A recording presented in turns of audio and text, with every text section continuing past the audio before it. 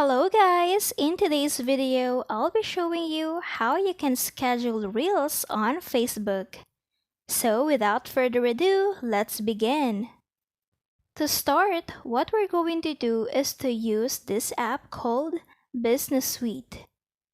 So now right here, I am currently logged in on my page using this app called Business Suite. And then after that, we will going to Tools. Just tap on Tools. And then right here on Tools, you can see Planner.